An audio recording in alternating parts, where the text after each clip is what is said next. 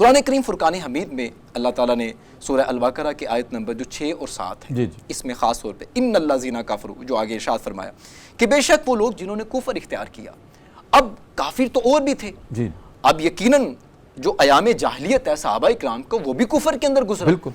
تو یہ کن لوگوں کے لیے کہا جا رہا ہے؟ کیونکہ فرمایا کہ بے شک جن لوگوں نے کفر اختیار کیا آپ ان کو ڈرائیں یا نہ ڈرائیں وہ ایمان نہیں لے کے آئیں گے.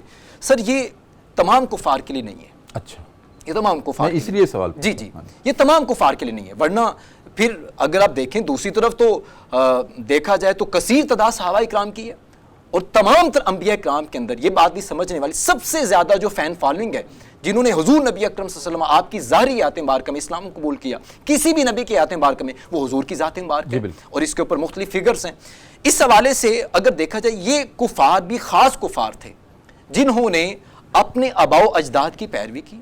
حق ان کے سامنے تھا, وہ حق کو دیکھتے تو اور ایسے پہچانتے تھے جیسے اپنے بیٹوں کو پہچانا جاتا ہے.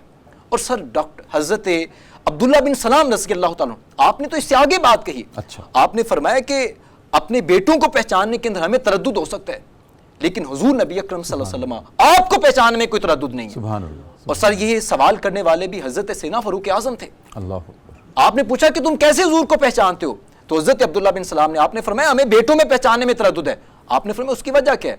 حضرت عبداللہ بن سلام نے فرمایا کہ ہم نے پچھلی کتابوں میں حضور نبی اکرم صلی اللہ علیہ وسلم کا آپ کا جو تذکرہ پڑھا ہے, حضور کی جو صفات پڑھی ہیں, اللہ تعالیٰ نے پچھلی کتابوں میں کریم آقا صلی اللہ علیہ وسلم کو اس قدر کھول کے بیان کر دیا ہے کہ کریم آقا کو پہچاننے کے اندر کسی قسم کا کوئی تردد نہیں. سبحان اللہ. اس لیے جب آئے کریم آقا صلی اللہ علیہ وسلم کی پاک بارگاہ میں تو دیکھا تو دیکھے کیا فرمایا؟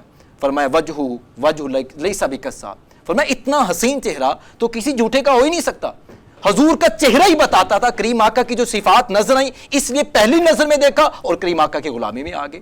حضرت سیدنا فاروق اعظم رضی اللہ تعالیٰ جب آپ نے یہ جواب سنا تو سیدنا فاروق اعظم نے آپ نے حضرت عبداللہ بن سلام کی پیشانی کو بوسہ دیا تھا.